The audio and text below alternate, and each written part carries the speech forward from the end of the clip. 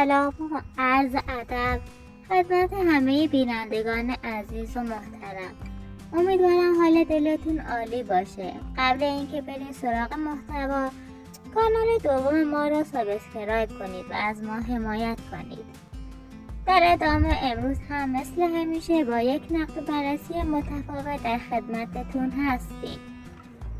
پس اگر به پشت صحنه‌های واقعی این خانواده و نقش‌هایی که بازی می‌کنند علاقه دارید، جای درستی آمدید.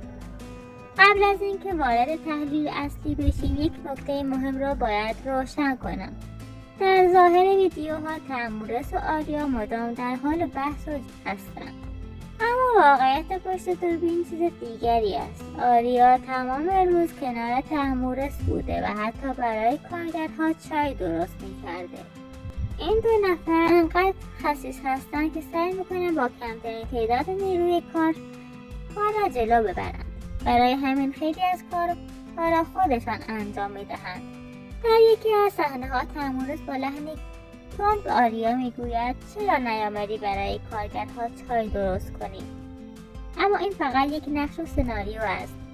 نقشی که قرار است نشان دهد آریا هنوز مخالف ساخت و ساز است و دوست ندارد تمورس این زمین را بسازد، در حالی که پشت صحنه همه چیز هماهنگ و برنامه ریزی شده است و این بحث ها فقط برای جذب بازدید است.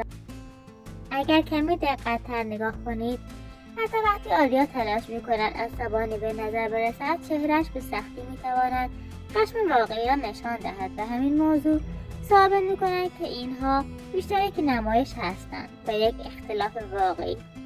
در ادامه با ما همراه باشید تا این فیلم را قدم به قدم نقد و بررسی کنیم و پشت پرده این صحنه‌ها را دقیق‌تر برای شما بازگو کنم. می‌توانم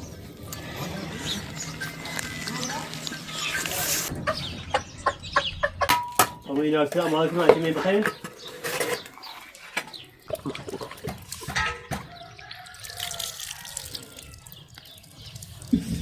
میرزا گل برای یه دونه نگ بسو بیاسیم درده این همیستون دارم نیم نینان این همیستون دارم پیرمرد بیاو پیرمرد ای خمو زمانتره پیرمرد دوش بیکار بی رو کوری دوش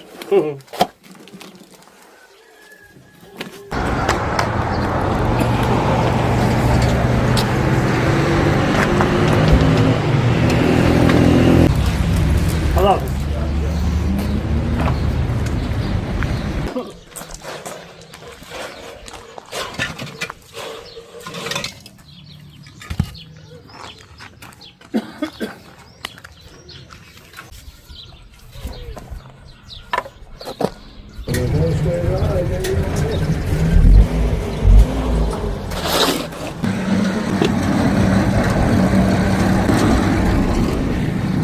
تمورس از صبح زود همراه کارگرها مشغول ساختن خانه است. با لباس کار خسته اما با دقت و مسئولیت پذیری.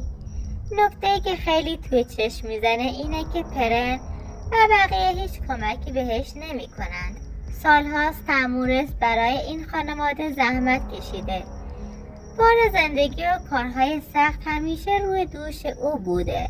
اما حالا که نوبت حمایت و کمک رسیده، شیروان و احسان و مهدی حتی یک بیل هم دست نمیگیرند. این رفتار کاملا نشان میدهد هر چقدر خودخواهانه برخورد کنند، فقط جلوی دوربین نقش بازی میکنند. از طرفی تمورس در و پنجره ها را از قبل سفارش داده بود و فروشنده هم همه آنها را آماده کرده بود. اما جلوی دوربین طوری وانمود می‌کند که انگار شانسی این در مناسب بوده و همین الان انتخابش کرده. این حرف کاملا ساختگی است، چون همه چیز از قبل طراحی و آماده شده بود. این هم یکی از همون صحنه‌هایی است که برای جذابیت داستان سازی جلوی دوربین گفته می شود، نه واقعیت زندگیشان. در کل اگر دقیق نگاه کنید، ببینید تمام این صحنه‌ها بیشتر برای سرگرمی و جنس بازدید ساخته می شود. اما پشت صحنه زحمت واقعی روی دوش طهمورث است و بقیه فقط نقش بازی می کنند. حتی خود طهمورث هم نقش بازی می کنند. در ادامه همراه باشید تا با پشت پرده های بیشتری روبرو شویم و آنها را بررسی کنیم.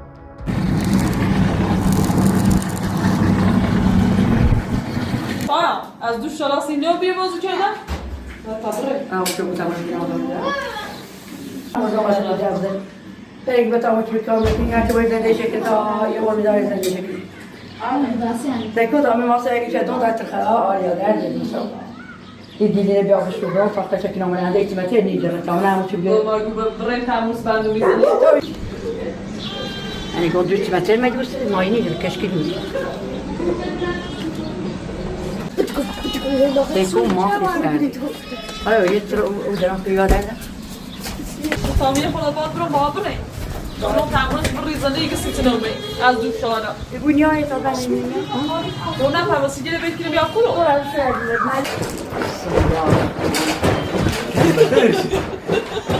آوی استاد نکام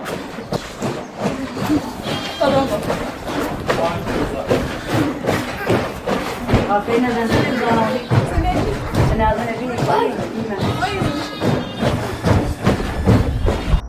در این بخش دیدیم که جان بیبی مشغول درست کردن مشکی بود، همان ترکیب سنتی که با ماست و ادویه ها آماده می شود.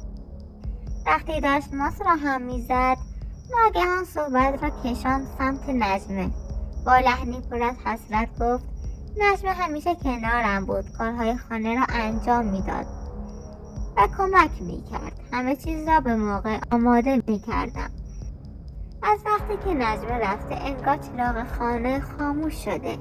اما پشت این حرفها یک حقیقت تلخ بود. او نجمه را نه به عنوان یک انسان بلکه فقط به عنوان کسی که کارهای خانه را انجام میداد میدید. برای همین حالا که خودش مجبور شده مشکی را درست می کند و تازه یاد نجمه می افتد و فهمید نبود نجمه چه خلأ بزرگی برایش ایجاد کرده.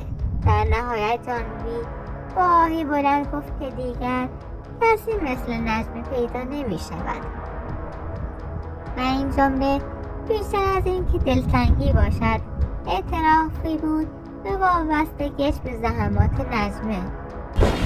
ای جون ای جون کرد خسته نبود استاد. حالت چطوره؟ خوبی خشی؟ خوبی؟ قربونت برم. چه خبر؟ شوی سلامتی.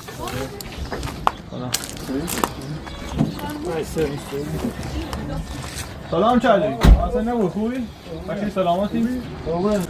خاطر ایرا خو یه خاص چه راز کنی یه خاصو برن صفات برن صفات نیست خاصو برن سیمان برن سیمان نیست دوش برازوری یه نسا روزی نماز باز رو بیر بزنیم یعنی کاری بودی تو نه؟ شان داری که با اینو زنکو شان یا سره ریز پاشی سازیم سچی دخته بازی در ارده هم سا کل کنم اصلا ببر خیلی بر بزنیم ببر بمایی برا یکیت برا جو یه نسا رو نمو مثلا هیچی چردی یه چون راست شده ببر چیز زون درازی ببر اصلا من با همون روز اول دیوم میگه تو با مجبور بی اون راست میچردی اصول دیوم میرو نیست ایسا اگر تو جرسی به قیافه بچه بسیمه خبره که برا بمایی برا مجبوری کار کنی مجبوری لازم تتفاوض دوست آدم من نمیام مثلا آشکارات میدهسو لو سعر زودان دوست دارم که نمونه به خاطر شاه نمونه به خاطر مامان نمونه برا بمایی صحت چیز بیخواد برا تقرابی برای خان برات من به خاطر شاه ایما وزیر آورد ما شایان هایی که خان واسه این خان برا همون شارع یا محمد همون کلام با در کورت شایان محل ناکی دارم هاشی ما همون تو نه ایسا این کارت سیدی خود تنگی خیمه بید به خاطر شایان خب این کارت تیر چردی خپیای کشه کاشی که ری کاشی چه چردی مثلا یه سوی راست شدی دیشون بعدش این ایسا گند کرو چردی چه با بیان زن هر رو بندقه بسی که اینیشا اما اصلا اون بسر اختیار اولین بالا علی چی همون رو آره مردم را چی نمیشه نا شیران بسی که واسه مت ماشو همون رو همون چوبه احتمال تمامی پیات کنم یعنی کاری میکنه که برام بدید کنم برام تا همین رو مجبور همین آلا بره همین آلا با مایی بره بس نکنیم بس همین آلا بره چطور بودیم بالا در ادامه ماجرا مهدی همراه آریا به سمت تحمورس می روند. از دور که نگاه کنید انگار قرار است یک دعوای واقعی شکل بگیرد. همان دعواهایی که همیشه در ویدیوها می بینید و فکر می کنید اوضاع بینشان خیلی خراب است. اما واقعیت چیز دیگری است. این دعوا هیچ حقیقتی ندارد و فقط یک سناریوی از پیش طراحی شده است. ماجرا از اینجا شروع شد که امروز آریا مشغول کمک به جان بیبی بود.